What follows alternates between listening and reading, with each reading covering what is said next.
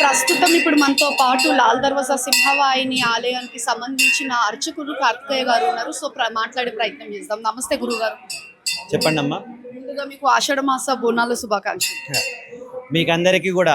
గురుగారు చెప్పండి, ఆలయానికి ఇప్పుడు ప్రతి సంవత్సరం మనకు శుక్రవారం నుంచే బోనాలు సమర్పించడం జరుగుతుంది. అయితే ఈ రోజు ప్రస్తుతంగా ప్రత్యేకంగా చూస్తే సిటీ కాలేజ్ నుంచి మనకు అమ్మవారికి ప్రతి సంవత్సరం వాళ్ళు బోనాలు సమర్పిస్తారు అన్నట్లు చెప్తున్నారు. సో జనాభా కానీ లేకపోతే ఈసారి ఏర్పాట్లు కానీ ఎట్లా చేసిరు? ప్రతి సంవత్సరం లాగానే లాల్ దర్వాజా మహాకాళి దేవాలయంలో బోనాలకు సంబంధించిన కార్యక్రమాలన్నీ కూడా చాలా ఘనంగా సాగుతూ ఉన్నాయి. ఈ సిటీ కాలేజ్ విద్యార్థులు ఎవరైతే ఉన్నారో వాళ్ళందరికీ కూడా, ఎందుకనంటే మన ధర్మం గురించి, మన ఆచార వ్యవహారాలు తెలవాలనే ఒక ఆలోచనతోని దేవాలయ కమిటీ వాళ్ళందరితో కలిసి మాట్లాడి బోనాలు ఎలాగో చేసుకుంటారు కనుక దాన్ని మీరందరూ కలిసి చేసుకుంటే పండగలా ఉంటుందని చెప్పేసి వాళ్ళందరికీ నచ్చజెప్పి గడిచిన 10 సంవత్సరాలకు పైగా దేవాలయంలో సిటీ కాలేజ్ విద్యార్థుల చేత బోనాల కార్యక్రమాలు వాళ్ళతో చేయిస్తున్నారు. అయితే ఈ బోనాలు విద్యార్థులే కాక మిగతా భక్తులందరూ కూడా దీంట్లో పాల్గొంటూ ఉన్నారు. అక్కడ నుంచి చాలామంది జనాలు, ఇంచుమించుగా 2 నుంచి 3 వేలకు పైగా జనాలు సమూహంగా ఏర్పడి అమ్మవారికి బోనాలు తీసుకొని వచ్చి దేవాలయం సమర్పణ చేస్తూ వస్తున్నారు. అయితే ఏదో ఒకసారి నచ్చజెప్పి తీసుకురావడం ఏమో మామూలు విషయం, కానీ ఒకసారి చేయగానే వాళ్ళకు మంచి జరిగింది కనుకనే వాళ్ళు వద్దన్నా పిలవకపోయినా చెప్పాలనే ప్రయత్నం చేయకపోయినా కూడా వాళ్ళగానే మేము బోనాలు తీసుకొస్తున్నామని చెప్పి వాళ్ళు స్వయంగా వస్తున్నారు కనుక ఇది అమ్మవారి యొక్క అనుగ్రహము, వాళ్ళ భక్తికి నిదర్శనం. ప్రత్యేకంగా గురుగారు, ఇప్పుడు మన లాల్ దర్వాజా సింహవాహిని ఆలయం అంటే మనకు చాలా ప్రత్యేకం. ఇప్పుడు మన ఉజ్జయిని మహాకాళి అమ్మవారు ఎట్లానో ఇట్లనే లాల్ దర్వాజా సింహవాహిని అమ్మవారు కూడా అంతే ప్రత్యేకత ఉంది. అస్సలు మెయిన్ అంటే మన అమ్మవారికి సంబంధించిన ప్రత్యేకత ఏంది? ఈ ఆలయానికి ప్రత్యేకత ఏంది అసలు? లాల్ దర్వాజా మహాకాళి దేవాలయం ఈ ఆలయ ప్రత్యేకత ఏంటంటే 100 సంవత్సరాల క్రితము హైదరాబాద్ నగరానికి వరద ముంపు వచ్చింది. మూసీ నది చాలా ప్రవాహంతో వస్తున్నప్పుడు నగరమంతా కూడా మునిగిపోయే పరిస్థితి వచ్చినప్పుడు అప్పటి నిజాం ప్రభువులకి ఎటువంటి పరిష్కారం దొరకకపోతే వాళ్ళ దగ్గర ఉన్నటువంటి సలహాదారులు అమ్మవారిని మీరు ప్రార్థన చేయండి, అమ్మవారి అనుగ్రహం చేతనే మనం ఈ సమస్య నుంచి బయటపడతామని చెప్పి వాళ్ళు చెప్పడము, ఆ విషయాన్ని వాళ్ళు నమ్మడము, వాళ్ళు వచ్చి అమ్మవారికి ఇక్కడ ప్రత్యేకమైన పూజా కార్యక్రమాలు చేసుకొని అమ్మవారి దగ్గర నుంచి సారి తీసుకుపోయి నదిలో నిమజ్జనం చేయడం చేత నది శాంతించిందని చెప్పి మనకు చరిత్రకారులు చెప్తారు.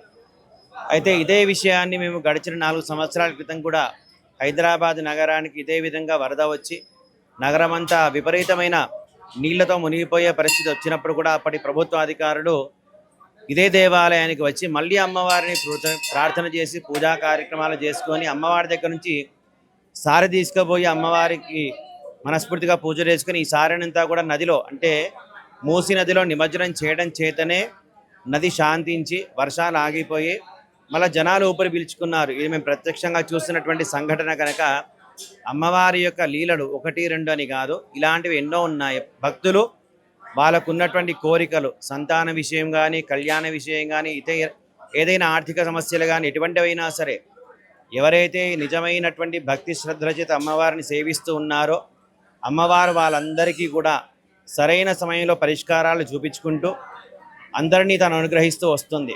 అయితే దేవాలయం ప్రత్యేకత గురించి అడిగారు కనుక, దేవాలయంలో మిగతా దేవాలయాలు జంతుబలి అనేది ప్రస్తుత కాలంలో కూడా నడుస్తూ ఉంది, కానీ ఈ దేవాలయంలో ఎటువంటి జంతుబలి లేదు. కారణం ఏంటంటే మనం చూస్తూ ఉన్నటువంటి విగ్రహాన్ని కంచి పరమాచార్య వారు స్థాపన చేసి దేవాలయంలో అప్పటిదాకా జరిగేటటువంటి ఈ జంతుబలిని ఇక్కడ వద్దు, ఇక్కడ అమ్మవారు చాలా శాంతస్వరూపిణి, కామాక్షి యొక్క మరొక్క రూపము కనుక ఇటువంటి అమ్మవారికి బలితో అవసరం లేదు, మీరు అమ్మవారిని కుంకుమార్చన చేత చండీ హోమాల చేతనే తృప్తిపరచగలుగుతారని చెప్పేసి స్వామివారే స్వయంగా చెప్పడము, ఆ మాటలని ఈ భక్తులు విశ్వసించడము, ఆనాటి నుంచి కూడా అదే రకమైనటువంటి పూజా కార్యక్రమాలు చేసుకుంటూ భక్తులందరూ కూడా తరిస్తూ వస్తున్నారు. ప్రత్యేకంగా బోనాల రోజు మనకు అమ్మవారికి ఎట్లాంటి పూజలు నిర్వహిస్తారు? ఉదయం నుంచి చూసుకున్నట్లయితే ఉదయాన్నే అమ్మవారికి 5 గంటలకి అభిషేకం ప్రారంభమవుతుంది. అభిషేకంలో ఎన్నో రకాలైనటువంటి ఔషధి వస్తువుల చేత అభిషేకం పూర్తి చేసిన తర్వాత అమ్మవారికి అలంకారము అర్చన కార్యక్రమం పూర్తి కాగానే అమ్మవారికి దర్శనాలు మొదలవుతాయి. ఈ దర్శనాలు మొదలు కాగానే దేవాలయం నుంచి మొదటి బోనాన్ని సమర్పణ చేయగానే భక్తులందరూ కూడా వారి వారి ఇంటి నుంచి శ్రద్ధాభక్తుల చేత బోనాలు తీసుకురావడము అమ్మవారికి సమర్పణ చేయడము చేస్తూ ఉంటారు. అదే రోజున బోనాల రోజు సాయంత్రం వరకు కూడా బోనాల కార్యక్రమాలని జరిగిన తర్వాత 7 గంటల ప్రాంతంలో అమ్మవారికి శాంతి కలగాలి, లోకమంతా బాగుండాలని సంకల్పం చేత కళ్యాణోత్సవం చేస్తాము. కళ్యాణోత్సవం పూర్తి కాగానే బోనాల రోజు ఉన్నటువంటి కార్యక్రమాలన్నీ కూడా ముగిసిపోతాయి. గురుగారు, అయితే ఇప్పుడు మనకు బలి అనేది ఉంటది కదా, బలి చల్లుతారు అన్నట్లు చెప్తారు కదా, అది ఏంది అసలు? ఇది పొలిమేర బలి అంటాము. అంటే మన పొలిమేర ప్రాంతం చుట్టూ కూడా ఎన్నో రకాలైనటువంటి దుష్టశక్తులు అంటే ఊరిలో ఇప్పుడు ప్రస్తుతం అంతా ఈ నగరం కానీ ఒకప్పట్లో ప్రతిదీ కూడా చిన్న చిన్న గ్రామాలుగా ఉండేది. ప్రతి గ్రామానికి పొలిమేర ఉండేది. ఈ పొలిమేర చుట్టూ కూడా అమ్మవారికి బలి చేసినటువంటి వస్తువులు, అది అన్నంలో కుంకుమ కలిపి కానీ, గుమ్మడికాయది కానీ, లేదా జంతు బలికి సంబంధించినటువంటి రక్తమైన మాంసం ముద్దలైన పొలిమేర చుట్టూ కూడా వాటిని బలి చేస్తూ, అంటే అష్టదిక్పాలకులు అంటారు, దిక్పాలకులకు బలి ఇవ్వడం చేత ఈ దిక్పాలకులు ఈ నగరాన్ని లేదా ఈ గ్రామాన్ని కాపాడుతూ ఉంటారు. గ్రామంలోకి ఎటువంటి శక్తి రాకుండా, దుష్టశక్తులు రాకుండా పూర్తి స్థాయిలో ఈ అమ్మవారు అడ్డుకుంటుందని చెప్పేసి మనకి పూర్వకాలం నుంచి ఉంది కనుక గ్రామదేవతగా ఉన్నటువంటి ప్రతి చోట కూడా ఈ బలి అనేది చేస్తూ ఉంటారు. థ్యాంక్ యూ గురుగారు.